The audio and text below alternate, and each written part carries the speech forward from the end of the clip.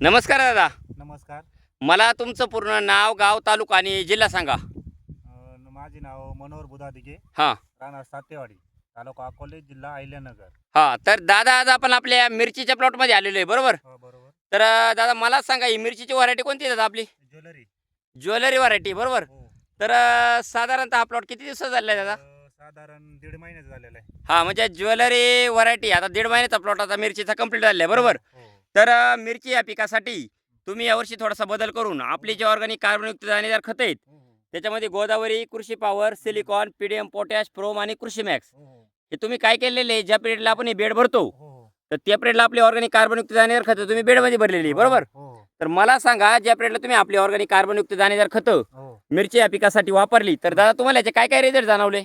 Result असे जाणवले की पांढरी मुळी भरपूर प्रमाणात वाढलेले. हां, पांढरी मुळी भरपूर प्रमाणात. तो हां, आपण जेवढा पाहिजे त्याच्यापेक्षा जास्त प्रमाणात वाढलेले.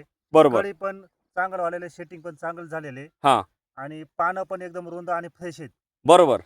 आता हे कसं आहे दादा, हा ज्या पिरियडला लागवड केली, हा पूर्ण थंडीतला प्लॉट होता, बरोबर? हो, थंडीतला होता. एकदम जबरदस्त अशी थंडी होती त्या पिरियडला. होती, जबरदस्त आणि थंडी. आता जर पाहिलं तर प्रत्यक्षात आहे ना, जर झाडांची वाढ बघितली तर 1.5 महिना आता उन्हाळा चालू झालेला आहे जवळजवळ. आता हा सातेवाडी पट्टा म्हणजे पूर्ण डोंगराळ भागातला प्लॉट आला, बरोबर? डोंगराळ भागात. हां, तर आता जर प्रत्यक्ष जर पाहिलं ना दादा, तर खाली आता खोडातून एकदम जबरदस्त असं झाडाला फुटवा आहे, बरोबर? हो, हो. आणि महत्वाचं काय आहे, रुंद आणि फ्रेश पत्ती, हो. म्हणजे कोणत्याही प्रकारचा आकसा म्हणा किंवा बाकीचा तो प्लॉटवर कुठं दिसत नाही. दिसत नाही. आणि जर फुलकळी जर पाहिली तर डायरेक्ट खोडापासून हम्म. तर डायरेक्ट शेंड्यापर्यंत म्हणजे चांगल्या प्रकारे फुलकळी लागायला आता सुरुवात झालेली, बरोबर? हो, हो.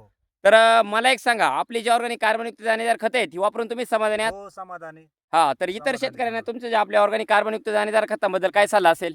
माझा हो सल्ला असेल का प्रत्येकाने हे वापरून पाहावा, चांगलं आहे. हां, आणि मी ह्या खतांमुळे समाधानी आहे. तर समाधानी म्हणजे तुम्ही इतरांनी पण हां. वापरावे आणि आम्ही पण इथून पुढे हेच खत वापरत जावं. हां, म्हणजे जैविक याने काय होतं, याच्यात ऑर्गॅनिक कार्बन असल्यामुळे, जैविक असल्यामुळे याला हम्म. कोणत्याही प्रकारचा जमिनीला साईड इफेक्ट नाही महत्वाचं. Side effect नाही. आणि महत्वाचं काय होतं, तुमची माती भुसभुशीत राहते आणि हो. टेम्परेचरमध्ये कसं आहे, केमिकल जादा नसल्यामुळं हम्म. खाली गारवार तर तयार होतोच, पण महत्वाचं काय होतं, पूर्ण माती भुसभुशीत होऊन पांढरी मुळी आणि जमिनीत सेंद्रिय कर्ब वाढतो, बरोबर? हो, हो. तर मला एक सांगा, आपली जी ऑर्गॅनिक कार्बनयुक्त दाणेदार खतं आहेत, ती वापरून तुम्ही समाधानी आहात? हो, पूर्णपणे समाधानी, मनापासून समाधानी. हां, धन्यवाद तुम्ही दिलेल्या माहितीबद्दल. धन्यवाद. ओके. धन्यवाद.